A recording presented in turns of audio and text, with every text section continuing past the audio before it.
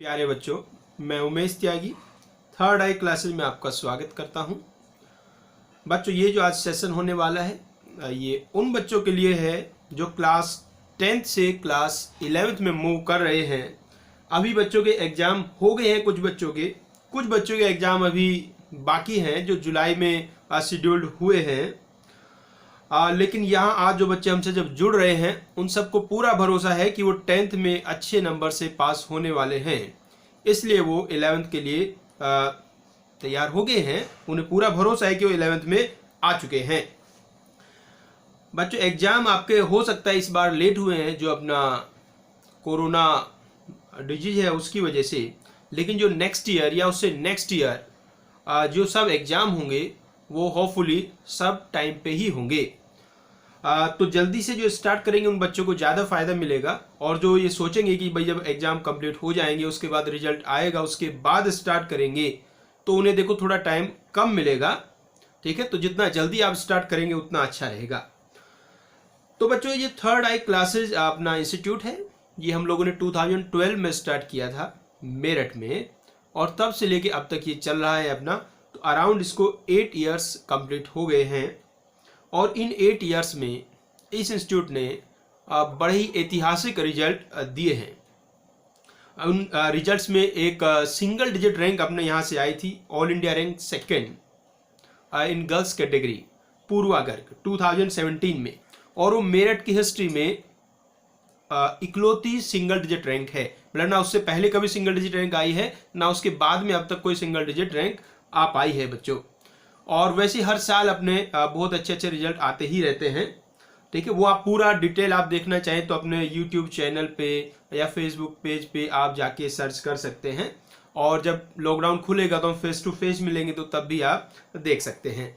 आपको जो all India rank second वाली बच्ची है पूर्वा, अगर उसका इंटरव्यू आपको देखना हो वो अपने यूट्यूब चैनल पे मिल जाएगा आपको। अक्षज बंसल जो इंटरनेशनल मैथ्स ओलंपियाड में इंटरनेशनल रैंक 1 2 बार लाया था, उसका इंटरव्यू अवेलेबल है, आपको वहाँ मिल जाएगा। उसके बाद वो जेई एडवांस में 2018 में मेरठ जोन से टॉपर था, और उसकी यूपी में सेकंड रैंक थी, और ऑल इंडिया रैंक 164 आई थी।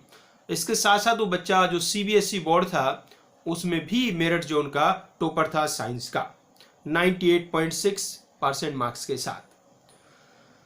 तो बच्चों, हम आपको मैथ्स के बारे में अब डिस्कस करते हैं। हम मैथ्स पढ़ाते हैं बेसिकली, तो हमारा बैकग्राउंड थोड़ा आप जान लीजिए बच्चों। बच्चों 2006 में अपने अपना एजुकेशन कंप्लीट किया, और उसके बाद हमने अपना जो पढ़ाने का करियर स्टार्ट किया वो कोटा से किया। हम 2006 में हमने रेजोनेंस कोटा को ज्वाइन किया, और कुछ साल वहाँ गुजारने के बाद फिर हमने दिल्ली के इंस्टीट्यूट ब्रिलियंट ट्यूटोरियल्स में ज्वाइन किया, और वहाँ काफ़ी साल गुजारे। और उसके बाद 2012 में फिर हमने अपना इंस्टीट्यूट थर्ड आई क्लासेज स्टार्ट किया। तो भाई कोटा का क्या सिस्टम होता है, दिल्ली का क्या सिस्टम होता है, उस सब में हम काफ़ी दिनों तक रहे हैं, तो उसका बड़े डीपली से जानते हैं। तो इसलिए हम जो भी आपको पढ़ाने वाले हैं उनका कंपैरिजन आप किसी भी कोटा की फैकल्टी से, वो कोई भी इंस्टीट्यूट हो, उसकी कितनी भी टॉप वाली फैकल्टीज हो, उससे आप जो हमारा कंटेंट होगा, हमारे एक्सप्लेन करने का तरीका होगा, सबको मैच करा सकते हैं। यदि उनसे 21 नहीं होगा तो उनसे 19 भी नहीं होगा। और बच्चों, अब हम इसमें ये बताने वाले हैं भी, हमारा जो 11th में हम बच्चे आएंगे, 11th का अपना जो कोर्स है, वैसे ही जो कोर्स है ये 2 ईयर्स का कोर्स है, मेनली 11th और 12, क्योंकि जितने भी हमारे कॉम्पिटिटिव एग्जाम होते हैं बच्चों उनमें 11 12 दोनों का कंप्लीट सिलेबस आता है, इसलिए जो एग्जैक्टली जो प्रोग्राम है ये 2 ईयर्स का होता है। तो इस प्रोग्राम में हम कौन कौन से एग्जाम कवर करने वाले हैं। तो भी सबसे पहले जो बेसिक है अपना बोर्ड एग्जाम जो सबसे इंपॉर्टेंट है, वो सबसे पहले कवर होता है। मतलब स्कूलिंग इसमें सब कवर होता है। मतलब यदि आप ये प्रोग्राम ज्वाइन करते हैं तो आपको स्कूल की कोई चिंता नहीं करनी है। आपके स्कूल के जो भी टेस्ट होंगे, यूनिट टेस्ट हो, हाफ ईयरली हो, एनुअल हो, सब का इसमें कंप्लीट प्रिपरेशन होगा। और जो आपका बोर्ड एग्जाम होगा जो कि 12th में होना है, उसका भी प्रॉपर इसमें सब प्रिपरेशन हो जाएगा बच्चों। और जैसे बोर्ड एग्जाम की हम बात करें, हमारा तो एक बड़ा ही फेमस बात है, हम बच्चों को कहते हैं, जब अपने जो बच्चे 12th वाले होते हैं उनको हम अपने सारे जूनियर बच्चों से मिलाते हैं, और ये कहा जाता है सब बच्चों की भी जब 12th का रिजल्ट आएगा तो ऐसा बच्चा आपको ढूंढ के लाना है जिसके मैथ्स में 90 से कम मार्क्स आएंगे। आपको भी हम ये कह रहे हैं, भी हमसे बहुत सारे बच्चे मेरठ सिटी के पढ़े हैं और आसपास के पढ़ते हैं, तो आप ढूंढ सकते हैं जो बच्चा हमसे 12th में पढ़ा और 90 से कम मार्क्स हो तो उसको आप ढूंढ के हमें बता सकते हैं सर ये वाला बच्चा मिल गया है। हमें तो उम्मीद है नहीं मिलेगा कहीं भी आपको, ठीक है भाई। तो स्कूल इसके अंदर सब कवर होने वाला है। इसके बाद बच्चों जो अपना मेन एग्जाम होता है IIT JEE, जो 2 पार्ट में होता है, मेन एंड एडवांस, वो दोनों कंप्लीट कवर होगा। इसके अलावा जो बाकी इंजीनियरिंग एंट्रेंस एग्जाम है जिसमें एक बड़ा ही फेमस एग्जाम होता है बिट सेट, या इसके अलावा भी बहुत सारे, जैसे अपने यूपी में UPTU एग्जाम होता है, वो सब इसके अंदर कवर होगा। ओलंपियाड्स जैसे मैथ्स ओलंपियाड जितने भी होते हैं वो सब इसके अंदर कवर होंगे। और हमें तो अच्छी बात की हमने मैथ्स ओलंपियाड में बच्चों 2 बार अपने एक बच्चे को इंटरनेशनल रैंक 1 दिया है। बच्चों जो ओलंपियाड्स होते हैं ये एशिया के कई सारे कंट्रीज को मिला के होते हैं, तो उसमें अपना बच्चा 2 बार रैंक 1 ला चुका है उन सारे कंट्रीज में। इसके बाद बच्चों एक एग्जाम होता है KVPY, किशोर वैज्ञानिक प्रोत्साहन योजना, इसका भी प्रिपरेशन इसके अंदर ही हो जाता है। एक्चुअली जो ये IIT JEE का प्रिपरेशन होता है उसके अंदर ये सब अपने आप ही इंक्लूड हो जाते हैं। और बच्चों एक एग्जाम होता है NDA, नेशनल डिफेंस एकेडमी, वो भी इसके अंदर कवर हो जाता है बच्चों। तो यदि आप ये कोर्स करते हैं तो ये सब का प्रिपरेशन आपका एक साथ बच्चों चलने वाला है, ठीक है। तो अभी हम आपसे आगे डिस्कस करने वाले हैं कि अभी अपना सिस्टम कैसे चलेगा भाई। जैसे अभी तो ऑनलाइन ही चलने वाला है कुछ दिनों तक, तो जब तक ऑनलाइन है तो ऑनलाइन में किस तरीके से चीज़ें चलने वाली हैं, ऑफलाइन में तो सब आप जानते ही हैं। तो आइए उसमें हम डिस्कस करते हैं। ऑनलाइन के बारे में कई सारे बच्चों की कुछ सारी क्वेरीज रहती हैं कि भाई कैसे सिस्टम चलेगा, क्या होगा, तो पूरा डिटेल में हम आपसे डिस्कस करते हैं। चलिए तो शुरू करते हैं कहानी भी। तो क्या मेथडोलॉजी हमारी रहने वाली है जब तक हमारा ये ऑनलाइन चलने वाला है। जब तक का मतलब तो ये, जब तक आप चाहें तब तक ये ऑनलाइन चलेगा। तो इसमें बच्चों हमने जो सब प्रोग्राम देखा है, जैसे हम बहुत सालों से, जैसे हम अपनी बात करें अराउंड 14 ईयर्स हमें हो गए हैं इसको पढ़ाते हुए IIT JEE को, तो बहुत सारे हज़ारों बच्चे हमने पढ़ाए हैं ऑफलाइन क्लासेस में, और ऑनलाइन में भी हम अभी कुछ महीनों से तो प्रॉपर ऑनलाइन ही चला रहे हैं। तो उसके हिसाब से हमने सबको एनालाइज करके एक ऐसा प्रोग्राम बनाने की कोशिश की है जिसमें जो हमारा ऑनलाइन है और जो हमारा ऑफलाइन है उसके जो बेस्ट फीचर्स हैं उनका एक कॉम्बिनेशन आपको देखने को मिले। तो इसमें आपको क्या मिलने वाला है बच्चों, best features of online and offline. Online और ऑफलाइन क्लासेस में जो बेस्ट फीचर होते हैं, जो सबसे अच्छी बातें होती हैं, उनका आपको प्रॉपर बेनिफिट मिले, ये ध्यान में रख के हमने प्रोग्राम सेट किया है। और जो उसमें प्रॉब्लम्स होती थी ऑनलाइन या ऑफलाइन क्लासेस में, वो आपको ना हो उनको दूर करने की पूरी कोशिश की गई है। तो बच्चों इसके लिए हमने जो अपने एक्सपीरियंस से देखा है, तो अभी आपको जो लेक्चर मिलेंगे बच्चों वो रिकॉर्डेड लेक्चर्स होंगे। रिकॉर्डेड लेक्चर्स होंगे बच्चों जब ऑनलाइन की आप बात करते हैं तो 2 तरीके के लेक्चर आपके हो सकते हैं, एक तो लाइव और दूसरे रिकॉर्डेड। तो जैसे हमने अपने एक्सपीरियंस से देखा है या जिसमें हम कंफर्टेबल फील करते हैं वो रिकॉर्डेड लेक्चर्स हैं। इसके कुछ फायदे हैं। देखो हर चीज का अपना फायदा होता है, अपना नुकसान होता है, ठीक है ना। सबके प्लस माइनस होते हैं। तो हमें तो उस पर ज्यादा वर्क करना होता है जिसमें हम ज्यादा पॉजिटिव आपको दे सकते हैं, जिसमें हम आपसे ज्यादा आउटपुट निकाल सकते हैं, या जिसमें हम बहुत कंफर्टेबल होते हैं, ठीक है जी। तो देखो लाइव में और रिकॉर्डेड में क्या मेजर चेंज है भाई। जो अपना लाइव होता है और रिकॉर्डेड होता है उसमें सबसे मेजर एक चेंज ये है कि बच्चों का जो क्वेश्चन होता है कि भाई लाइव क्लासेस के दौरान हम अपने क्वेश्चन जो अपना लेक्चर चल रहा है उसके दौरान ही पूछ सकते हैं। रिकॉर्डेड में हम ऐसा नहीं कर सकते। ये एक प्लस बात होती है लाइव क्लासेस की। और रिकॉर्डेड की एक प्लस बात क्या होती है, जो रिकॉर्डेड लेक्चर्स होते हैं उनकी जो क्वालिटी होती है, वो पिक्चर क्वालिटी हो, ऑडियो क्वालिटी हो, वो लाइव से हमेशा ही अच्छी होती है, ठीक है।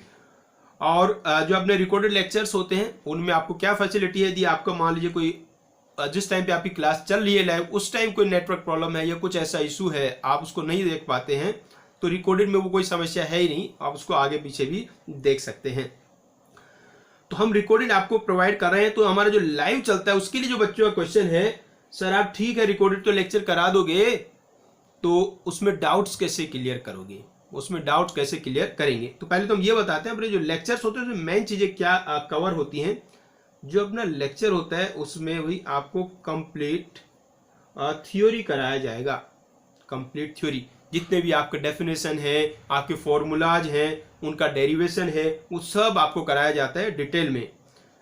और उसके साथ साथ आपको एग्जाम्पल्स भी कराए जाते हैं, खूब सारे एग्जाम्पल्स कराए जाते हैं। और इन क्लास में हम जो नॉर्मल ऑफलाइन क्लासेज होती है उससे भी ज़्यादा एग्जाम्पल कराते हैं, क्योंकि बच्चों जब बच्चा सामने आपके होता है तो उसको तो आप उसको देख के समझ सकते हैं कि भाई उसको एग्जैक्टली अभी कितना समझ लिया है या कितना और समझाना है। लेकिन यहाँ वैसा तो सीन नहीं है, तो इसलिए हम बच्चों को सबको थोड़ा कमजोर साइड में मान के मैक्सिमम एग्जाम्पल्स कराए जाते हैं, जिससे कि वो किसी भी बुक का कोई भी क्वेश्चन करने जाए तो मैक्सिमम उसके हो जाए बच्चों।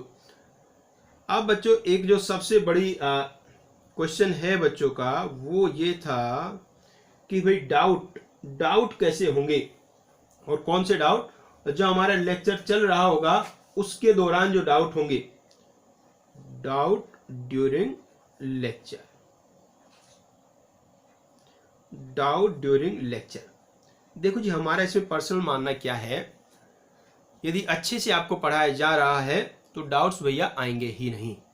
मतलब हमारा तो ये मानना है, हमारी क्लासेज आप अटेंड करोगी तो डाउट्स आपको आएंगे ही नहीं। ये आएंगे तो बहुत ही कम डाउट आएंगे, मतलब पूरे वीक में आपने मान लो जो भी 3-4 लेक्चर अटेंड किए उनमें आपको 1 या 2 डाउट आने वाला है, उससे ज़्यादा आपको नहीं आएंगे। अब ये हम ऐसा नहीं कि आपको ऐसे ही बता रहे कि डाउट नहीं आएंगे, इसका पूरा अपना साइंटिफिक कैलकुलेशन है। अब वो कैलकुलेशन क्या है देखिएगा, जैसे हमें अराउंड 14 ईयर्स पढ़ाते हुए हो गए हैं बच्चों, तो हम हर साल बहुत सारे बैचेज पढ़ाते हैं। तो इसका मतलब जो एक ही टॉपिक है उसको बहुत ज़्यादा बार पढ़ा चुके होंगे, मतलब एक ही टॉपिक का आप समझिएगा 50 बार तो पढ़ा चुके होंगे कम से कम, उससे ज़्यादा बार ही पढ़ा दिया होगा मिनिमम बता रहे हैं। तो जब एक ही टॉपिक को आप 50 बार पढ़ा चुके होते हो तो आपको सब पता होता है कि भाई इस टॉपिक में किसी बच्चे को क्या डाउट आ सकता है, किसी टॉपिक में किसी बच्चे को क्या क्या डाउट आ सकता है वो सब पता होता है। और हमने तो स्पेशली इस पे बहुत एफर्ट किए, बहुत मेहनत की है इस काम पे, कि जो भी डाउट बच्चे के आते हैं वो बच्चों के डाउट आने ही नहीं चाहिए। जब इससे पहले कि बच्चा डाउट पूछे हम ही उसको डाउट क्लियर कर दें, ठीक है। तो हमने लेक्चर्स में एक और बात इंक्लूड करके रखते हैं, हम अभी जो लेक्चर्स आपको कराएंगे उसमें क्या होता है, हम स्टूडेंट की तरफ से भी क्वेश्चन बीच बीच में हम पूछते रहते हैं। जैसे हम टॉपिक आपको कराएंगे वो फील हो जाएगा, जैसे आप क्लासेस अटेंड करेंगे, हम टॉपिक कोई आपको करा रहे हैं तो उससे कंसेप्ट हमने क्लियर किए, फिर उसके दौरान हम खुद ही क्वेश्चन पूछते हैं। भाई हमने अपने जितनी बार भी ये एक टू टॉपिक को पढ़ाया है उस समय पता है बच्चे क्या डाउट पूछने वाले हैं, तो वो क्वेश्चन वो अपने आप ही पूछते हैं और फिर उसका आंसर भी आपको मिल जाता है। तो इसलिए हमें पूरा भरोसा है डाउट आपको कोई आने वाला है नहीं। लेकिन यदि फिर भी ये मान लिया जाए कि नहीं सर डाउट तो आएगा, ऐसे कैसे आप कह सकते हैं, मैं तो बिल्कुल बुद्धू टाइप का बच्चा हूं, मुझे तो बहुत डाउट आते हैं। तो यदि ऐसे भी आप हैं तो भी हम आपको कहते हैं कि फिर भी ये जो रिकॉर्डेड लेक्चर हैं ये आपके ऑफलाइन क्लासेज और लाइव क्लासेज से भी ज्यादा बेहतर होंगे। यदि आपको ये लगता है कि आप थोड़े कमजोर साइड के बच्चे हैं फिर तो आपके लिए यही सबसे बेटर है। आप समझिएगा कैसे भाई, यदि आपका ऑफलाइन क्लासेज हो या लाइव क्लासेज हो, उन क्लासेज में आप अकेले तो बच्चे नहीं होंगे, आपके साथ कई सारे बच्चे होंगे। तो मान लीजिए आपकी क्लास में 20 स्टूडेंट्स ही एक साथ अटेंड कर रहे हैं, तो यदि आप ये समझते हो कि आप थोड़े कमजोर साइड के बच्चे हो, आप समझते हो, तो उसमें क्या होता है, जब भी आप ग्रुप में पढ़ाई कर रहे होते हो तो आप क्वेश्चन पूछने से हिचकते हो।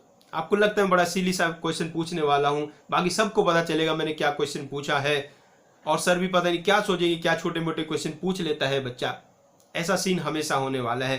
तो आप यदि थोड़े कमजोर साइड में अपने आप को फील करते हो या थोड़े साइड नेचर के हो, जरूर नहीं कमजोरी हो, साइड नेचर के बच्चे होते हैं जो बाकी बच्चों के सामने डाउट पूछने में थोड़ा हेजिटेट करते हैं, उनके लिए सबसे बेस्ट चीज है आपका लेक्चर तो रिकॉर्डेड है। जब आप लेक्चर देख रहे हैं, आप तुरंत यदि आपको कोई डाउट आता है अपने टीचर के कांटेक्ट में आ जाइए, फोन मिला दीजिए, मैसेज डाल दीजिए हम अवेलेबल रहते हैं। जो आपका क्लास टाइमिंग होता है उस टाइम में बिल्कुल अवेलेबल रहेंगे आपके लिए कि आपको कोई भी डाउट आए तो उसको तुरंत आप सॉल्व करेंगे। तो जैसे आप लेक्चर देख रहे हैं, जैसे ही आपको कहीं लगा यहाँ डाउट है, यहाँ कुछ चीज़ समझ नहीं आ रही, उसको वहीं पॉज कीजिएगा और तुरंत अपने टीचर से बात करिएगा, सर ये जो आपने पढ़ा है इसमें ये समझ नहीं आ रहा है, वो तुरंत आपको वहीं क्लियर करेंगे और फिर आप आगे बढ़ जाएंगे। तो इसमें आपको क्या फील हो रहा है, जैसे लाइव लेक्चर में या ऑफलाइन में 20 बच्चे साथ में बैठे हैं, वो 20 बच्चे क्वेश्चन अपने पूछ रहे हैं, उनके आंसर मिल रहे हैं, उनमें से कई सारे आपके काम के होंगे, कई सारे आपके काम के नहीं होंगे। आप हेजिटेशन भी आपको हो सकता है क्वेश्चन पूछने में, लेकिन यहाँ क्या है, यहाँ आप टीचर से 1 to 1 कनेक्टेड हैं। 1 to 1 आप डायरेक्ट टीचर से 1 to 1 बात कर रहे हैं। आप जो क्वेश्चन पूछ रहे हैं वो बाकी बच्चों को पता ही नहीं आप क्या क्वेश्चन पूछ रहे हैं, तो आप कोई भी क्वेश्चन आप पूछ सकते हैं बच्चों। तो ये हमें और ज़्यादा अच्छा लगता है। इसमें तो आप ऐसा फील कर सकते हैं कि जो आपका टीचर है वो पर्सनली आप ही को पढ़ा रहा है, आप ही के डाउट सब सॉल्व कर रहा है। तो इसलिए डाउट में कोई दिक्कत नहीं आएगी। पहली बात तो डाउट्स आएंगे ही नहीं, और डाउट्स आएंगे तो आप डायरेक्ट उसको सॉल्व कर सकते हैं, लेक्चर के दौरान ही आप सॉल्व कर सकते हैं बच्चों। ठीक है जी। इसके बाद जो दूसरी बात आती है कि चलो डाउट्स आए, आपने क्लियर कर लिए, सब काम हो गया खत्म। इसके बाद बच्चों क्या होगा, इसके बाद आपको डेली असाइनमेंट मिलता है बच्चों, डेली असाइनमेंट मिलेगा। जैसे ही आप लेक्चर करते रहते हैं तो लेक्चर के दौरान ही, जब लेक्चर आपका चलता रहता है, तो जैसे मान लीजिए कि एक पर्टिकुलर टाइप के हम क्वेश्चन करा रहे होते हैं आपको, तो जैसे मान लो एक टाइप का हमने एक क्वेश्चन आपको कराया या 2 क्वेश्चन आपको कराए, तो फिर उसी टाइप का आपको 1 या 2 क्वेश्चन हम आपको देते हैं होमवर्क के लिए। होमवर्क के लिए छोटा छोटा ऐसे आपको हमेशा मिलता रहेगा। तो जितने टाइप के क्वेश्चन हम क्लास में आपको कराने वाले हैं, लगभग वैसे ही क्वेश्चन आपको होमवर्क के लिए देते जाएंगे। तो ये क्लास के दौरान पूछे गए क्वेश्चंस होंगे। इसके बाद आपको जैसे कंप्लीट अपना टॉपिक कोई होता है तो उसका एक असाइनमेंट भी आपको मिलता है, और कोशिश रहती है डेली एक छोटा टॉपिक कंप्लीट किया जाए और उसी टॉपिक का प्रॉपर आपको असाइनमेंट दिया जाता है। आप बच्चों ये असाइनमेंट वाले क्वेश्चंस होते हैं या लेक्चर के दौरान जो आपसे क्वेश्चन पूछे गए होते हैं, उन सभी का आपको प्रॉपर सॉल्यूशन सेंड करना होता है। प्रॉपर सॉल्यूशन आप सेंड करते हैं, फिर उसके बाद हम वो सबका सॉल्यूशन चेक करते हैं, और उसके बाद ये जो अपना प्रॉपर असाइनमेंट होता है इसका आपको सॉल्यूशन भी प्रोवाइड किया जाता है। तो इसमें आपको, और सॉल्यूशन भी कैसा मिलेगा बच्चों, इसका भी आपको मिलेगा वीडियो सॉल्यूशन। इसका मिलेगा आपको वीडियो सॉल्यूशन। बस इसमें क्या होता है, वैसे कहिए video solution of good questions. जैसे कई बार क्या होता है, कुछ क्वेश्चन तो बहुत ही बिल्कुल इजी वाले होते हैं जो सब बच्चों से सॉल्व हो जाते हैं। भाई सबने अपना जो असाइनमेंट है वो सॉल्व करके सबमिट किया, और जो क्लास के दौरान क्वेश्चन पूछे गए थे वो भी सॉल्व करके सबमिट किए। अब उसमें कुछ ऐसे क्वेश्चन जो सभी ने सॉल्व कर दिए, सभी ने अच्छे से सॉल्व कर दिए, तो उनका सॉल्यूशन हमें प्रोवाइड कराने की कोई ज़रूरत नहीं बची है, तो उन क्वेश्चन का सॉल्यूशन नहीं देते हैं। अब वो सारे क्वेश्चन जिनमें किसी भी बच्चे को प्रॉब्लम होती है, एक भी बच्चों को चाहे प्रॉब्लम होती है, तो फिर उनका वीडियो सॉल्यूशन प्रोवाइड कराते हैं। ठीक है, प्रॉपर वीडियो सॉल्यूशन आपको मिलेगा। ये किसी भी ऑफलाइन क्लासेज में या लाइव क्लासेज में कराना बड़ा ही मुश्किल काम होता है बच्चों, कि सभी का आप वीडियो सॉल्यूशन प्रोवाइड कर पाएं। इसके अलावा जो दूसरी बात बच्चों होती है, इसमें एक बच्चा ये पूछता है कि सर ये बताओ जो एनसीईआरटी हमारा होगा वो कवर होगा कि नहीं। Will we cover NCERT. NCERT का मतलब स्कूल बुक से है भी। यदि किसी के स्कूल में मान लो एनसीईआरटी नहीं चलती तो कोई और बुक चलती होगी, तो वो सब कवर होगा कि नहीं होगा। तो पहले तो बेसिक बात आप ये समझिएगा बच्चों, जो अपना स्कूल सिलेबस होता है और जो अपना जेईई का सिलेबस होता है वो सेम ही होता है, बस लेवल का थोड़ा फर्क होता है। तो कॉन्सेप्ट सेम ही होते हैं आपके स्कूल वाले और जेईई वाले, तो सारे कॉन्सेप्ट तो आपको पढ़ने ही पढ़ने हैं। और यदि बात करें स्कूल की बुक की बच्चों, तो जब आप लेक्चर अपना अटेंड करेंगे और यदि उस लेक्चर का आपको 100% नहीं, उसका आपको 50% भी समझ में आता है, लेक्चर्स का 50% भी चीज़ें आप समझ पाते हैं, तो एनसीईआरटी आपकी अराउंड 90% सॉल्व हो जाएगी। यदि आप एवरेज बच्चे हैं, थोड़े अच्छे बच्चे तो 100% ही सॉल्व हो जाएगी, कोई डाउट आएगा ही नहीं। जैसे हम अपने 11th की बैचेज की बात करें, जो बैचेज ऑलरेडी चल रहे हैं और वो सब अभी तो ऑनलाइन वाले ही चल रहे हैं, तो उनमें एनसीईआरटी में प्रॉब्लम किसी को आई नहीं। मतलब पिछले 1 महीने का यदि हम देखें तो उसमें 3-4 चैप्टर कंप्लीट करा दिए होंगे, तो हार्डली हमें लगता है 5-7 डाउट बच्चों ने पूछे होंगे सारे चैप्टर्स में मिला के। तो एनसीईआरटी में कोई डाउट आएगा नहीं, वो आप प्रॉपर अपने आप ही सॉल्व कर लेते हो। फिर भी यदि किसी को डाउट आता है तो भी वो हमें क्वेश्चन भेज सकता है, उसको प्रॉपर सॉल्यूशन मिलने वाला है। ठीक है भी बच्चों। और इसमें जो एनसीईआरटी की मिसलेनियस एक्सरसाइज है, मिसलेनियस जो एक्सरसाइज है उसका प्रॉपर वीडियो सॉल्यूशन आपको मिलता है। एनसीईआरटी की मिसलेनियस एक्सरसाइज का प्रॉपर वीडियो सॉल्यूशन आपको मिलेगा बच्चों। ठीक है, लेकिन वो वीडियो सॉल्यूशन बाद में मिलेगा, पहले आप कंप्लीट कर लोगे, आपको उसके बाद ही वो प्रोवाइड कराया जाएगा। ऐसे नहीं शुरू में हमने दे दिया और आपने सॉल्व ही नहीं किया अपने पास, ऐसा नहीं होगा। इसके बाद जो तीसरी बात है वो है बच्चों अपना टेस्ट। भाई आप जो पढ़ाई कर रहे हैं वो सही हो रही है नहीं हो रही है उसका पता तो टेस्ट से ही चलेगा ना बच्चों। तो टेस्ट आपका होता है बच्चों, एवरी संडे आपका टेस्ट होता है बच्चों, एवरी संडे टेस्ट होगा। और बच्चों टेस्ट आपके 2 टाइप के होंगे, सब्जेक्टिव और ऑब्जेक्टिव। तो टेस्ट में बच्चों सब्जेक्टिव भी होते हैं। सब्जेक्टिव का मतलब होता है बच्चों स्कूल लेवल वाला टेस्ट होगा। सब्जेक्टिव जितने भी टेस्ट होते हैं वो स्कूल लेवल वाले होंगे। और बाकी आपके बच्चों ऑब्जेक्टिव टेस्ट होंगे। ऑब्जेक्टिव में आपके मेंस लेवल वाले होंगे और एडवांस लेवल वाले होंगे।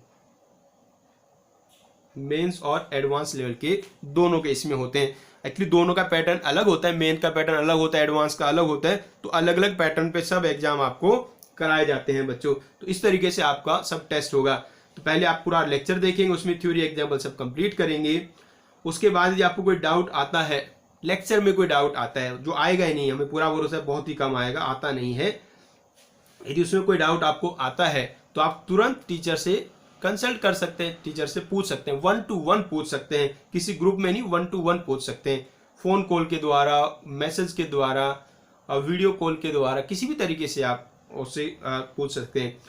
आपको डेली असाइनमेंट मिलेगा, वो आपको सॉल्व करके सबमिट करना होगा।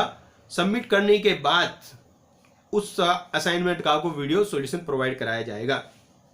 इसके अलावा एक और बात है, जैसे बच्चा कहता है सर डाउट तो कुछ और भी आ सकते हैं ना, मेरे डाउट तो और भी हो सकते हैं, मैं तो बड़ा ही मेहनती बच्चा हूं। डाउट कौन से वाले? जब मैं सॉल्व कर रहा होता हूं, सॉल्विंग स्टडी मटेरियल, जो स्टडी मटेरियल मिलेगा जब मैं उसको सोल्व कर रहा हूं, जब कोई डाउट आएगा या कोई बुक सॉल्व कर रहा हूं उसमें कोई डाउट आएगा, तो उसका आप क्या करने वाले हैं। इसमें देखिए, इसके लिए बहुत ही अच्छा प्रोग्राम हमने बनाया है। भाई जो स्टडी मटेरियल आपको मिलता है, यहां से जो स्टडी मटेरियल मिलेगा, देखो एक तो असाइनमेंट मिलते हैं, इसके अलावा स्टडी मटेरियल भी मिलता है। 11th वाले बच्चों को वो थोड़े दिनों बाद मिलता है, क्योंकि पहले उनके बेसिक स्ट्रांग होने होते हैं। तो फर्स्ट मंथ में तो कोई स्टडी मटेरियल नहीं मिलता है, बेसिक चैप्टर उसमें होते हैं। तो उसमें डेली असाइनमेंट मिलता है और उनको अपनी स्कूल वाली बुक सॉल्व करनी होती है। उसके बाद उनको फिर असाइनमेंट मिलने शुरू होते हैं, स्टडी मटेरियल मिलने शुरू होता है। तो आप असाइनमेंट स्टडी मटेरियल सोल्व कर रहे हैं या कोई बुक सोल्व कर रहे हैं, तो इसके लिए हमने क्या बनाया है बच्चों, जैसे बहुत सारे बच्चे होते हैं, कई सारे बच्चे अलग अलग बुक सॉल्व करते हैं। मतलब जेई के लिए बच्चों ने अलग अलग बुक ले ली है।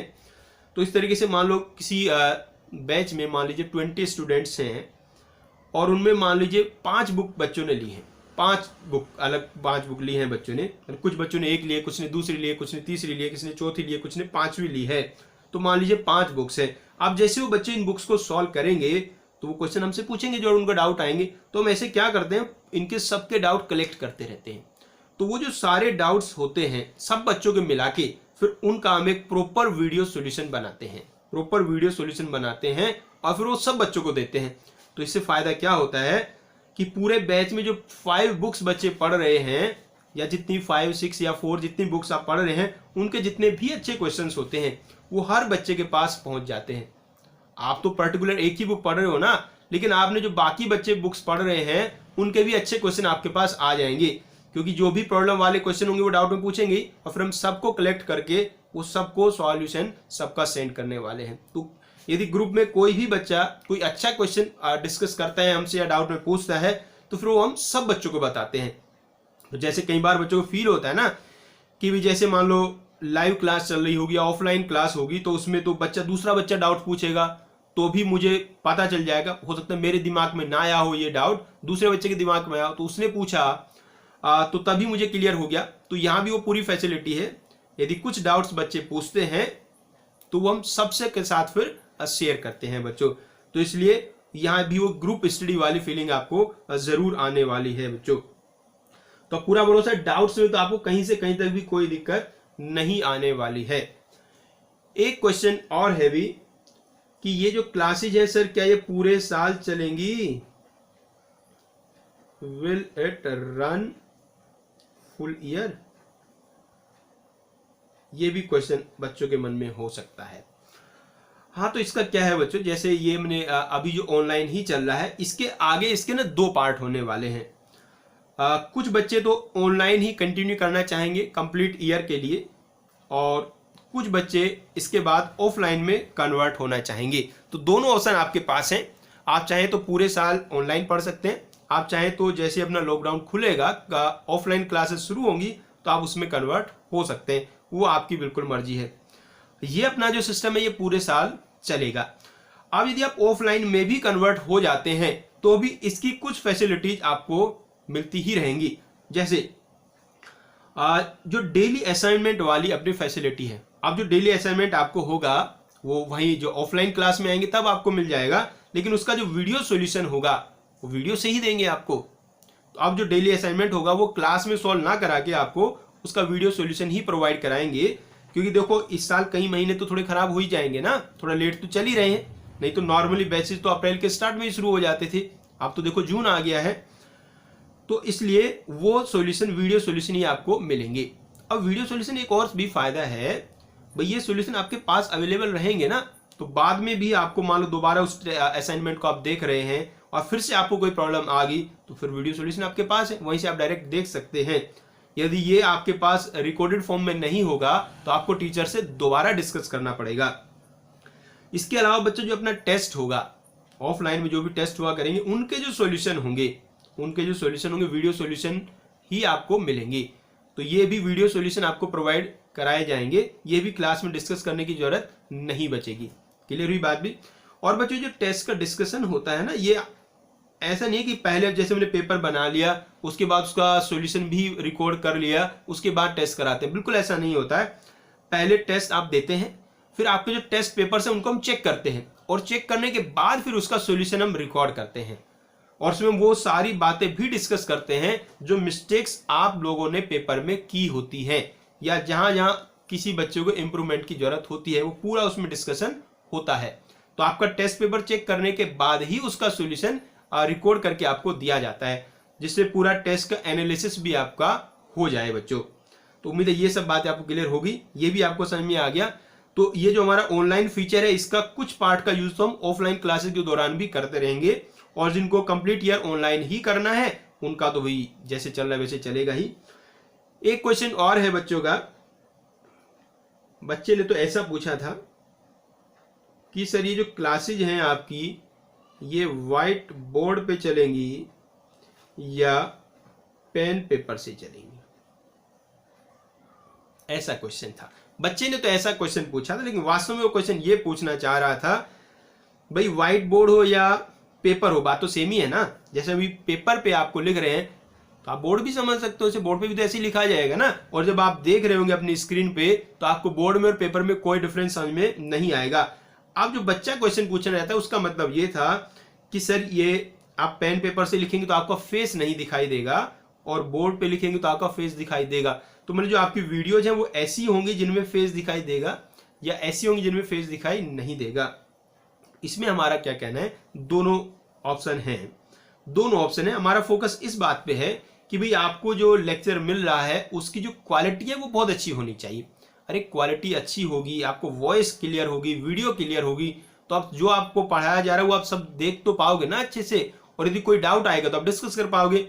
और यदि आपकी मान लो वीडियो क्वालिटी अच्छी नहीं है तो आपको यही पता नहीं चलेगा चल क्या रहा है कहानी में, और फिर आपको कुछ पता ही नहीं आएगा, डाउट ही नहीं आएगा, कुछ समझ ही नहीं आएगा। तो वीडियो क्वालिटी अच्छी होनी बहुत जरूरी है। तो अभी तो फिलहाल क्या है, हम इसी पे फोकस रखते हैं, जिससे क्वालिटी ज़्यादा अच्छी आएगी उसी को डिस्कस करेंगे। तो अभी मेनली पेन पेपर से ही चलेगा थोड़े दिनों तो जरूर ही। इसका एक और भी रीजन है, अभी लॉकडाउन चल रहा है भैया, ठीक है ना, तो अपनी जो बॉडी है, फेस है, हेयर है, उनका उतना ध्यान नहीं रख पा रहे ना, सैलून वैलून तो खुले हैं नहीं, इसलिए भी अभी ना वो वाला हम प्रीफर नहीं कर रहे हैं बोर्ड वाला, ठीक है भी। और जैसे दिन पिछले 1 महीने से जो भी हमने फीडबैक लिए हैं बच्चों से, तो सबका यही कहना है सर फेस से तो कोई ऐसा इशू नहीं है, यदि वीडियो क्वालिटी इतनी ही अच्छी रहती है और उसके साथ फेस आ जाता है तो बहुत अच्छी बात है, लेकिन यदि वीडियो क्वालिटी इससे थोड़ी कमजोर हो जाए और फिर फेस आए तो उसका कोई भी फायदा नहीं है। फेस टू फेस तो हम कभी भी मिल लेंगे, वो कोई इशू नहीं है, ठीक है अभी बच्चों। तो देखो जब तक लॉकडाउन है तब तक तो पेन पेपर से ही चलेगा जी, ठीक है ना। उसके बाद इसमें कुछ इंप्रूवमेंट हम करेंगे क्योंकि कुछ इंस्ट्रूमेंट्स की जरूरत होती है चीज़ों के लिए रन करने के लिए, तो वो और बढ़ाएंगे। तो जो बच्चे प्लान कर रहे हैं कि वो लॉन्ग ईयर के लिए ऑनलाइन ही जाने वाले हैं, तो ऑब्वियसली उनके लिए फैसिलिटी धीरे धीरे और बढ़ने वाली है। जो भी एक अच्छे प्लेटफॉर्म पे जो आप आजकल आप देख रहे होंगे मॉडर्न जमाने में, जो वहाँ टेक्निकल फैसिलिटीज आपको मिलती है, वो सब भी धीरे धीरे सब आपको मिलने वाली है। लेकिन यहाँ जो स्पेशल एक फैसिलिटी आपके पास है, जो अच्छे टीचर आपके पास हैं, जो वो लोग नहीं ला सकते, ठीक है ना, अच्छे टीचर तो होती बहुत कम है, तो वो लोग नहीं ला सकते, जो ये प्रॉपर ऑनलाइन बिजनेस चला रहे हैं वो यहाँ ऑलरेडी आपके पास हैं, ठीक है बच्चों। और ये जो ऑनलाइन बच्चे यदि फ्यूचर में कंटिन्यू करना चाहते हैं तो उनके लिए एक ऑप्शन और होगा, फिर उनको वीक में 1 दिन और मिलेगा, जिसमें वो ऑफलाइन में आके अपने जो ऑफलाइन सेंटर होगा उस पर आके अपने डाउट्स क्लियर कर सकते हैं, टीचर से मिल सकते हैं, बैठ के बातें कर सकते हैं, जो भी करना हो कर सकते हैं, तो वो भी उनके लिए फैसिलिटी होगी। तो इस तरीके से प्रॉपर अपना प्रोग्राम बच्चों चलने वाले हैं। तो ये हमने जान लिया है कि किस तरीके से प्रोग्राम चलेगा, तो इस तरीके से पूरा प्रोग्राम बच्चों चलेगा। और एक बात और ध्यान रखिएगा, किसी भी ऑनलाइन क्लासेस का आपको फायदा एक ही केस में मिल सकता है, यदि आप टीचर से कनेक्टेड हैं। यदि आप खाली लेक्चर्स देखते हैं और देख के चले जाते हैं, टीचर से कभी बात ही नहीं करी, अपने डाउट शेयर ही नहीं करे, तो कोई फायदा नहीं होने वाला है, सब बर्बाद ही हो जाएगा। बात समझेंगे, समझे, आपको टीचर से डायरेक्ट टच में रहना है।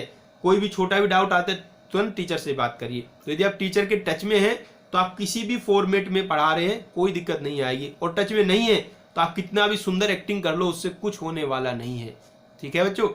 तो चलिए अब ये क्लियर हो गया आपको किस तरीके से क्लासेस चलने वाली। अब आपको कोई डाउट नहीं रहा होगा, अब आप इतने सक्षम भी बन गए, यदि कोई आपका फ्रेंड भी आपसे डिस्कस करता है भी किस तरीके से चलता है तो आप उसे पूरा ये समझा सकते हो। नहीं तो ये भैया रिकॉर्डिंग तो आपके पास है, ये आप शेयर कर सकते हो उनके साथ, ठीक है बच्चों।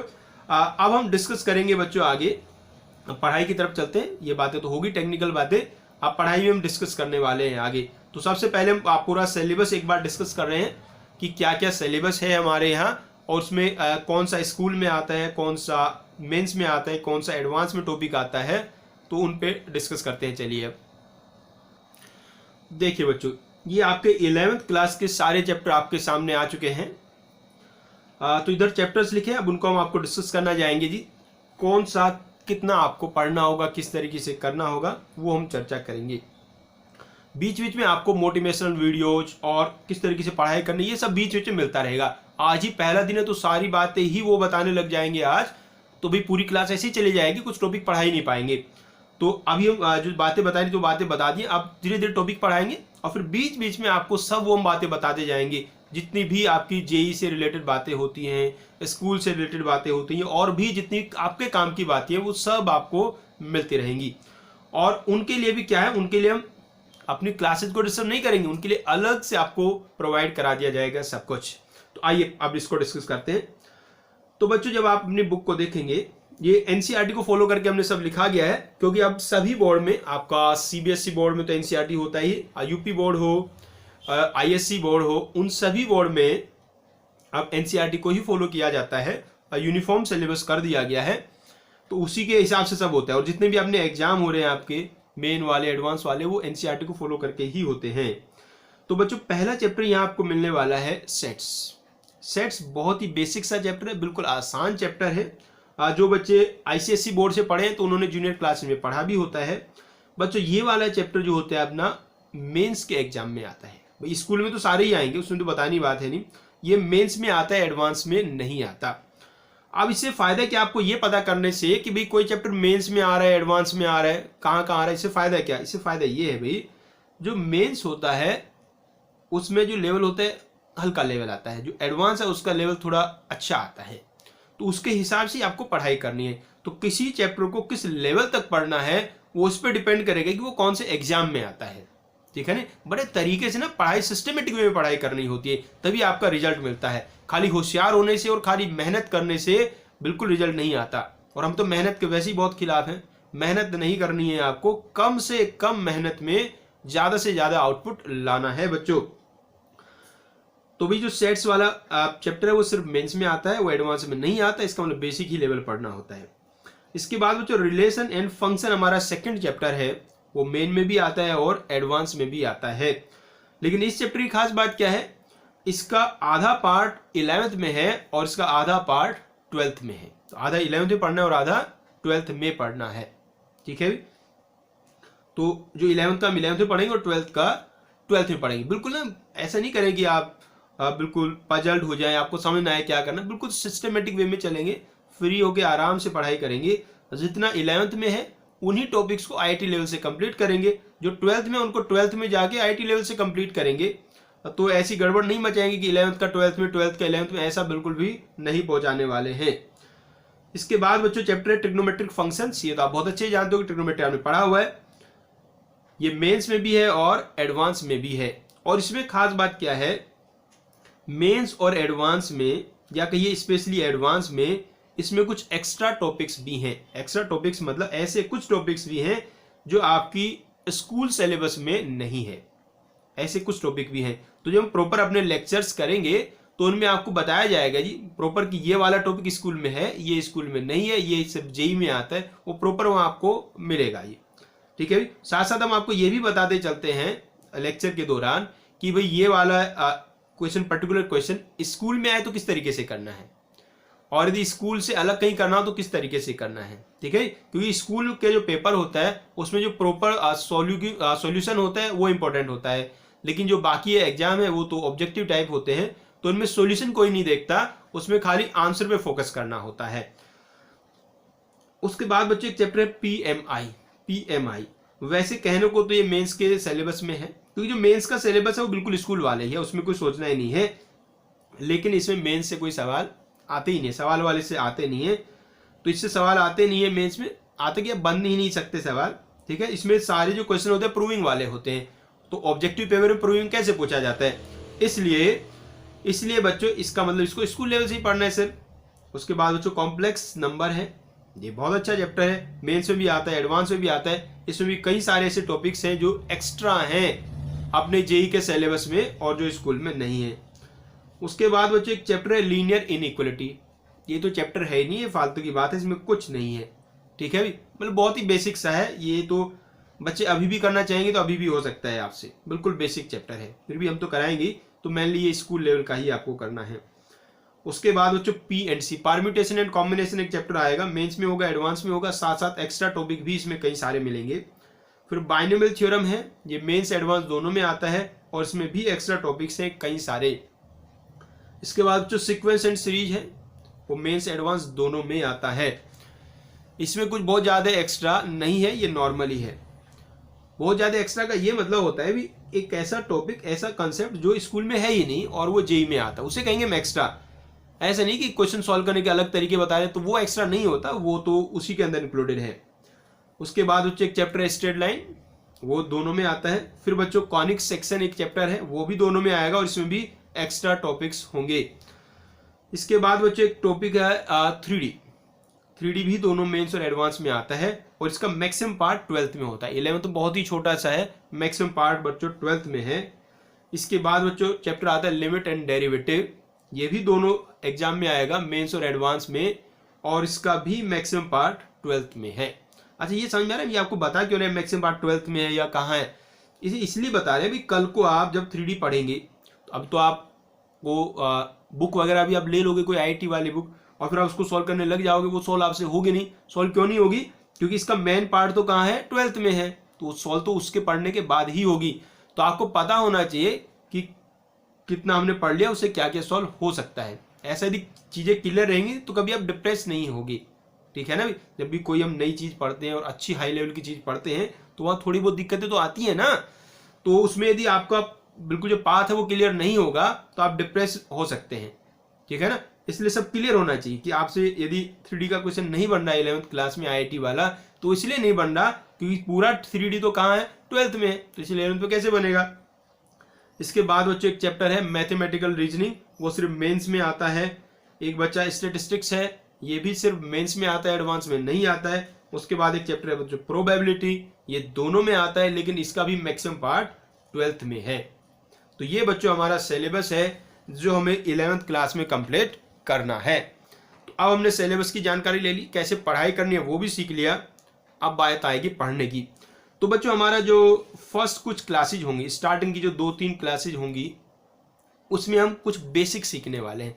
बेसिक समझते हो ना, कुछ ऐसी बातें जो आपने 10th तक पढ़ी होती हैं, 10th तक पढ़ी होती हैं और उनका यूज 11th में काफ़ी ज़्यादा है, और आप हो सकता है भूल गए हों, या हो सकता है आपने 10th में पढ़ना छोड़ दिया हो, वो टॉपिक ना पढ़ा हो, 9th में ना पढ़ा हो, या हो सकता है जिस तरीके से हमें ज़रूरत होगी उस तरीके से आपने उसको ना पढ़ा हो।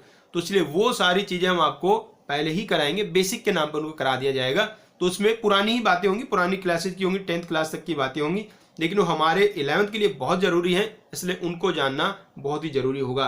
तो बेसिक से आज हम स्टार्ट करेंगे, काफ़ी सारा बेसिक आज ही कंप्लीट हो जाएगा, और नेक्स्ट क्लास से हम कोशिश करेंगे पहले चैप्टर पे चले।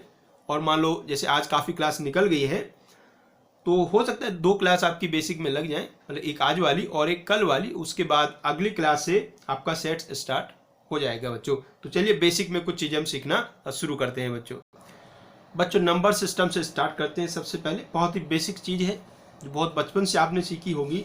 देखो हमारा पढ़ाने का एक और कंसेप्ट है, हम ये मान के पढ़ाते हैं कि आपको कुछ नहीं आता, आपने कुछ नहीं पढ़ा हुआ है, ठीक है भाई। मतलब जो भी हमारे काम की बात है उनको बिल्कुल हम जीरो से शुरू करते हैं। मान लीजिए कोई पर्टिकुलर चैप्टर है जो आपके यहाँ 11th क्लास में है और इससे पहले वो 10th में भी था, तो जब उस चैप्टर को पढ़ाएंगे तो 10th वाला भी उसका करा देंगे साथ में आपको।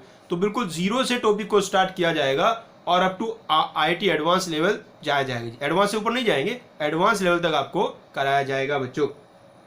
तो नंबर सिस्टम सबसे पहले सीखते हैं बच्चों। नंबर्स का जो सबसे बड़ा सेट होता है वो होता है बच्चों कॉम्प्लेक्स नंबर। सबसे बड़ा होता है बच्चों कॉम्प्लेक्स नंबर। आपने अभी हो सकता है कॉम्प्लेक्स नंबर नहीं पढ़ा हो, हमारे यहाँ अभी देखा हमने 11th में एक चैप्टर है कॉम्प्लेक्स नंबर। तो जो सबसे बड़ा सेट होता है बच्चों वो कॉम्प्लेक्स नंबर होता है। और बच्चों कॉम्प्लेक्स नंबर के 2 पार्ट होते हैं। कॉम्प्लेक्स नंबर के 2 पार्ट होते हैं। एक होता है बच्चों रियल नंबर्स और दूसरा होगा बच्चों imaginary number. Real number and imaginary number. अब तक बच्चों आपने जो नंबर्स पढ़े हैं वो सब रियल नंबर्स पढ़े हैं। इमेजिनरी का भी नाम आपने सुना होगा, जब रियल कुछ नहीं होता उससे आप इमेजिनरी कह देते हैं। तो 2 टाइप के नंबर हुए, रियल और इमेजिनरी। इन दोनों को मिला के हम लोग कहते हैं कॉम्प्लेक्स नंबर। बच्चों जो रियल नंबर होते हैं वो भी 2 टाइप के होते हैं। एक होते हैं बच्चों रेशनल और दूसरे होते हैं बच्चों इर्रेशनल। रेशनल और इर्रेशनल 2 टाइप के होते हैं बच्चों रियल नंबर। ये आपने पढ़ा होगा, अपने यहाँ चैप्टर भी होता था, रेशनल नंबर करके एक चैप्टर होता था। तो रेशनल इर्रेशनल भी आपने सीखे हुए, बाद में उनको डिटेल में डिस्कस भी करेंगे थोड़ा सा। बच्चों जो रेशनल होते हैं उसके भी 2 पार्ट होते हैं। रेशनल के भी बच्चों 2 पार्ट होते हैं। एक को हम लोग कहते हैं इंटीजर्स, एक होते हैं इंटीजर्स और दूसरे होते हैं फ्रैक्शंस। इंटीजर्स और फ्रैक्शंस। और बच्चों जो इंटीजर्स होते हैं उसके भी 2 पार्ट होते हैं। इंटीजर्स के भी 2 पार्ट होते हैं बच्चों। एक पार्ट को कहते हैं बच्चों होल नंबर, होल नंबर, और दूसरा होता है बच्चों नेगेटिव इंटीजर्स। होल नंबर और नेगेटिव इंटीजर्स। और बच्चों जो होल नंबर होता है उसके फिर से 2 पार्ट होते हैं। एक होता है बच्चों 0 और दूसरे होते हैं पॉजिटिव इंटीजर्स, 0 और पॉजिटिव इंटीजर्स। और बच्चों जो पॉजिटिव इंटीजर है उनको हम लोग नेचुरल नंबर भी कहते हैं, पॉजिटिव इंटीजर्स को ही नेचुरल नंबर्स कहते हैं। तो ये बच्चों अपना पूरा नंबर सिस्टम होता है। आइए इसको लिए थोड़ी थोड़ी और बातें करते हैं, नोटेशन पे चर्चा कर लेते हैं। बच्चों अपने जो मैथ्स वाले होते हैं ना वो लिखने में थोड़े कंजूस होते हैं, वो ज़्यादा लिखना पसंद नहीं करते, हर चीज़ को किसी छोटी चीज़ से डिनोट करना चाहते हैं। तो बच्चों कॉम्प्लेक्स नंबर को किससे डिनोट करते होंगे? अपना दिमाग लाओ, दिमाग अपना लगाया करो। ये कॉम्प्लेक्स नंबर को कैसे डिनोट करते होंगे, किससे डिनोट करेंगे? सी से डिनोट करेंगे, सी फॉर कॉम्प्लेक्स नंबर। तो कॉम्प्लेक्स नंबर को बच्चों डिनोट करते हैं सी से। तो रियल नंबर को किससे डिनोट करते होंगे बच्चों? बच्चा कह रहा है आर से डिनोट करेंगे सर, सी फॉर कॉम्प्लेक्स तो आर फॉर रियल। अब बच्चों आगे बढ़े तो ये जो लिखा है क्या गाइस, इसको रेशनल, रेशनल को किससे डिनोट करेंगे? अब बच्चा कह रहा है सर ना रेशनल को डिनोट तो ना आर से करना चाहिए था, यहाँ आर लिखा हुआ है, लेकिन करेंगे नहीं क्योंकि आर से तो रियल नंबर को डिनोट करते हैं तो रेशनल को नहीं कर सकते, इसलिए इसके लिए कुछ और होता होगा। तो इसको डिनोट करते हैं बच्चों क्यू से, रेशनल को डिनोट करते हैं क्यू से। ये समझ में आया क्यू से क्यों किया, आर से क्यों नहीं किया? क्योंकि पहले आप रियल नंबर को आर से डिनोट कर चुके हैं, इसलिए इसको आर से नहीं कर सकते, किसी और से करेंगे, तो वो है बच्चों क्यू। और यह एक और बात है, अब हमें ये इससे मतलब नहीं है कि किससे क्यों किया। देखो भाई रेशनल को क्यू से डिनोट करते हैं, ये किसी विद्वान ने सबको बता दिया है पहले, ठीक है भाई। अब उसका मन है अभी रियल को आर से कर दिया, रेशनल को समझ नहीं आ रहा था किससे करना है, तो उसने कह दिया क्यू से कर दो। अब सब उसकी बात मान रहे क्यू से करना है, ठीक है ना। तो इस नोटेशन के पीछे कोई लॉजिक हो भी सकता है और नहीं भी हो सकता है। जैसे हम रियल नंबर को आर से डिनोट कर रहे हैं तो यहाँ लॉजिक क्या दे रहे हैं कि उसका पहला लेटर आर था तो इसलिए आर से डिनोट कर दिया। ऐसे कॉम्प्लेक्स नंबर को सी से कर दिया, इसमें वो लॉजिक काम नहीं कर रहा तो किसी ने ऐसे कुछ भी नाम रख दिया। अरे जैसे आप लोगों के भी तो नाम रखे होंगे ना आपके पेरेंट्स ने, तो कई पेरेंट्स ने बड़ा सोच के रखा होगा भी मेरे बच्चे के नाम का ये मीनिंग होना चाहिए, और कई ने ऐसे ही रख दिया होगा नाम, ठीक है ना। कोई भी नाम अच्छा लगा और रख दिया, उसका मीनिंग हो भी सकता है और नहीं भी हो सकता है, ऐसी बात यहाँ है जी। आगे बढ़ो जी, आगे आ गया इंटीजर्स। इंटीजर को भैया दो चीज़ों से डिनोट करते हैं, या तो इंटीजर को आई से डिनोट करते हैं या तो जेड से डिनोट करते हैं, आई या जेड से डिनोट करते हैं बच्चों जो होल नंबर होता है उसको डब्लू से डिनोट करते हैं, होल नंबर को डब्लू से डिनोट करते हैं। और बच्चों जो नेगेटिव इंटीजर्स हैं इनको आई माइनस या जेड माइनस से डिनोट करते हैं, सही जी। अरे आई फॉर इंटीजर ऊपर नेगेटिव साइन लगा दे, इसका मतलब नेगेटिव इंटीजर। और ये देखो जी हमारा फेवरेट जीरो आ गया है, जीरो जानते हो ना, ये जीरो हम लोगों ने बनाया था, हमारे पूर्वजों ने, भारत वालों ने। और जीरो कैसे डिनोट करते हैं? ऐसे गोल गोल जीरो बनाते हैं। और पॉजिटिव इंटीजर को बच्चों आई प्लस या जेड प्लस से करते हैं। और चूंकि पॉजिटिव इंटीजर्स को ही नेचुरल नंबर्स भी कहते हैं, इसलिए इसको एन से भी डिनोट कर देते हैं बच्चों, एन से भी इसको डिनोट करते हैं। तो ये हमने सारे बच्चों नंबर्स सीख लिए, कौन कौन से नंबर्स होते हैं और इनके नोटेशन क्या होते हैं वो सीख लिए हैं। अब इनके बारे में थोड़ा और डिस्कशन करते हैं अभी। तो अभी सबसे पहले नेचुरल नंबर्स को देखिए। नेचुरल नंबर या पॉजिटिव इंटीजर, या बस यही नाम है दो, नेचुरल नंबर या पॉजिटिव इंटीजर्स। तो ये है जी नेचुरल नंबर्स, इसको एन से डिनोट किया है। तो भाई नेचुरल नंबर्स आप जानते हैं, जो काउंटिंग नंबर्स होते हैं उनको नेचुरल नंबर कहते हैं। 1 2 3 4 ऐसे ये होते हैं बच्चों नेचुरल नंबर्स। इसके बाद बच्चों यदि हम बात करते हैं होल नंबर की, होल नंबर में क्या होता है बच्चों, जीरो भी आ जाता है, इसमें जीरो आता है और पॉजिटिव आते हैं, 0 1 2 3 4। और ये नंबर्स कभी खत्म नहीं होते, इनफाइनाइट नंबर्स होते हैं नेचुरल नंबर या होल नंबर, सब कभी खत्म ही नहीं होते हैं।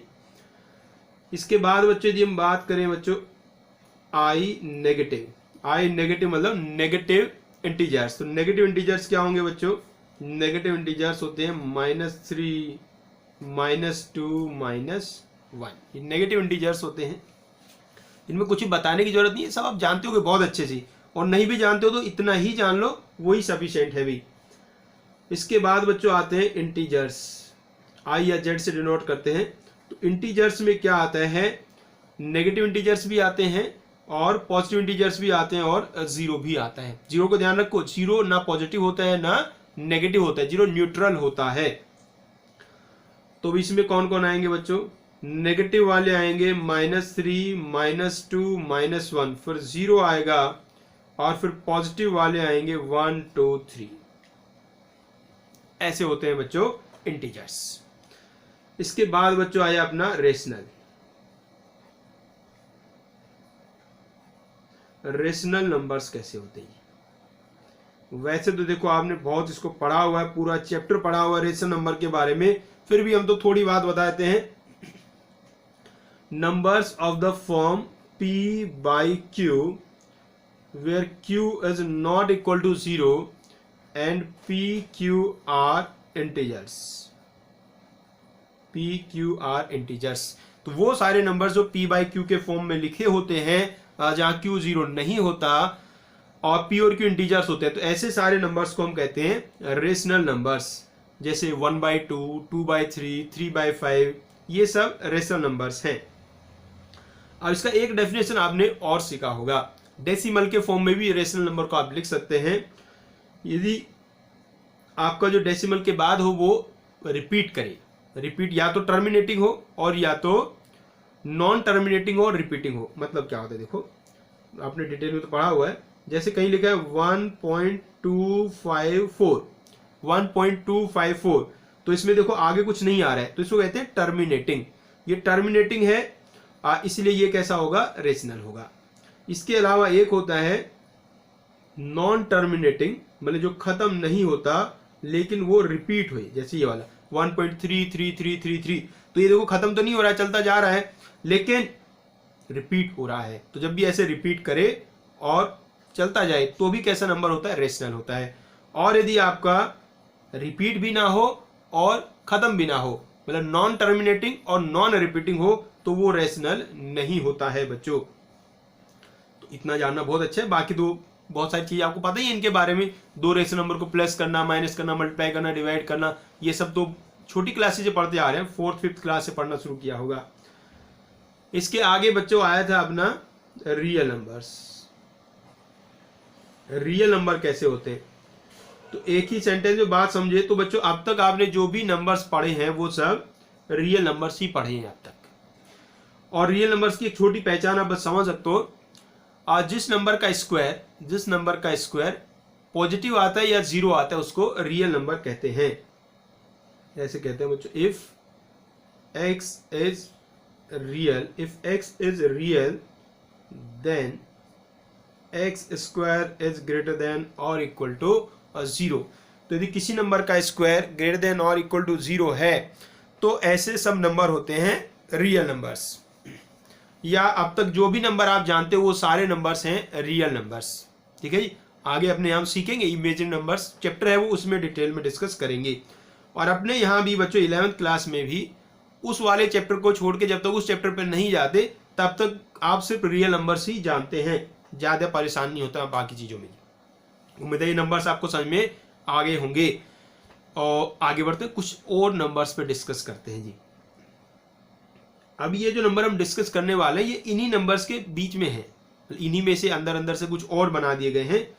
सब जाने पहचाने नाम है, कोई भी नया नाम नहीं। अरे एक बच्चों होते हैं इवन नंबर्स।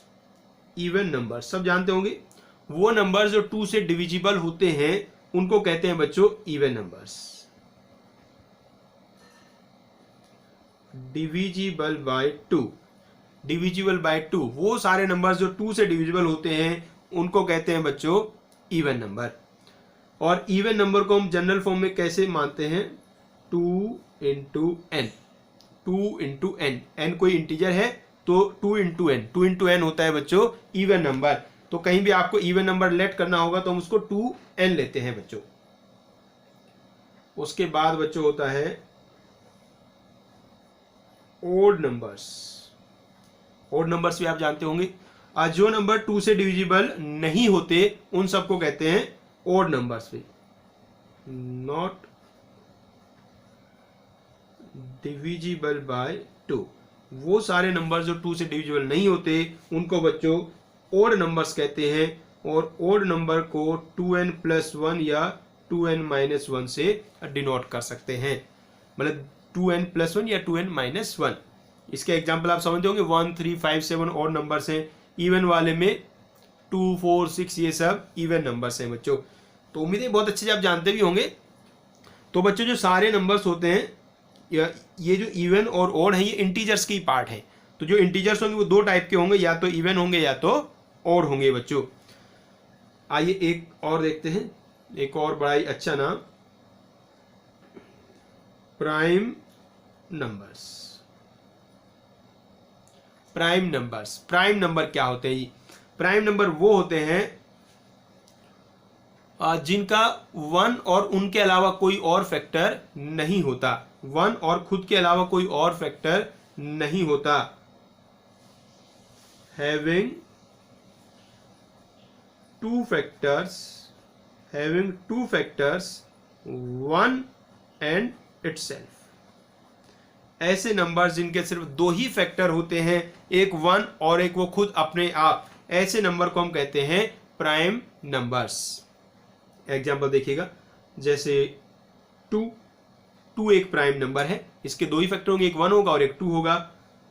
3 भी प्राइम नंबर है जी।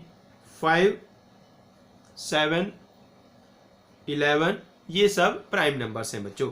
तो उम्मीद है प्राइम नंबर ये आपको समझ में आ गया है। आगे चलते हैं, कुछ एक दो बातें और सीखते हैं, एक दो नंबर्स और डिस्कस कर लेते हैं बच्चों। एक होता है कंपोजिट नंबर्स। कंपोजिट नंबर्स,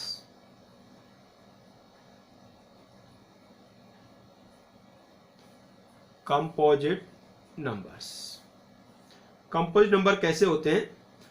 ऐसे नंबर जिनका 1 और खुद के अलावा भी कम से कम एक फैक्टर और होता है। have at least 3 factors। At least 3 factors. 3 factors कौन कौन से भी? एक तो 1 होगा ही, एक खुद अपने आप होगा, उसके अलावा भी एक फैक्टर जरूर होगा। जैसे देखिएगा, जैसे हम 4 की बात करें तो 4 एक कंपोजिट नंबर है, क्योंकि जब इसके फैक्टर्स की बात करें तो इसमें एक फैक्टर 1 होता है इसका, और एक इसका 4 होगा ही, अपने आप होगा। इसके अलावा इसका एक और फैक्टर है जो है बच्चों 2। तो इसका 1, 2 और 4, तो 3 फैक्टर आ गए, इसलिए ये प्राइम नंबर नहीं है, ये कंपोजिट नंबर है। बात क्लियर हुई? तो यदि सिर्फ दो ही फैक्टर आए, 1 और वो अपने आप, तो उसको कहेंगे प्राइम नंबर। और यदि उसके अलावा भी कोई और फैक्टर आ जाए, मतलब कम से कम 3 फैक्टर बन जाए, तो ऐसे नंबर को हम लोग कहेंगे कंपोजिट नंबर। इसमें नोट में लिखिएगा, एक बड़ा ही स्पेशल नंबर है जिसका नाम है 1। 1 is neither prime nor composite। दुनिया का एक ऐसा नंबर 1 है बच्चों जो ना प्राइम होता है और ना कंपोजिट होता है। अब यदि हम डेफिनेशन भी दोनों की देखें तो उससे भी क्लियर है भाई। प्राइम वो होते हैं जिनके दो फैक्टर होते हैं, एक 1 और एक वो खुद अपने आप।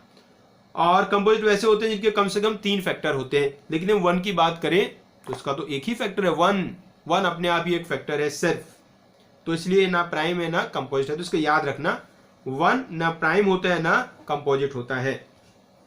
एक और बात याद रखना,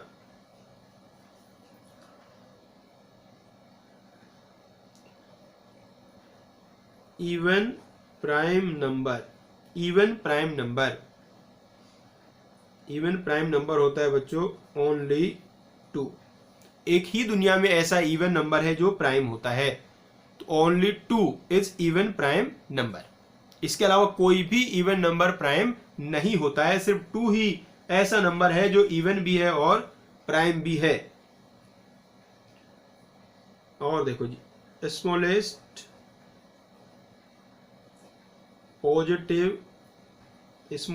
पॉजिटिव प्राइम नंबर,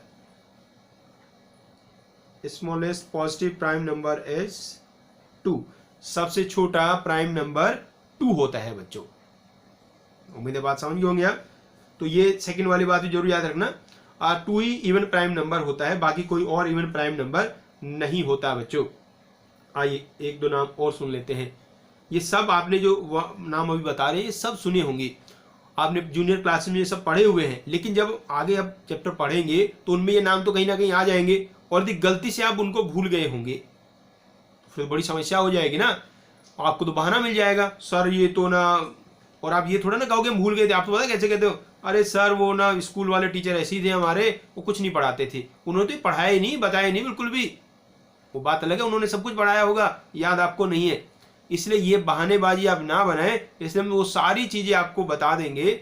एक दो क्लास हमारी लगेगी उसमें वो सारी बातें आपको बता देंगे जो आपको पिछली क्लासों से आनी चाहिए थी।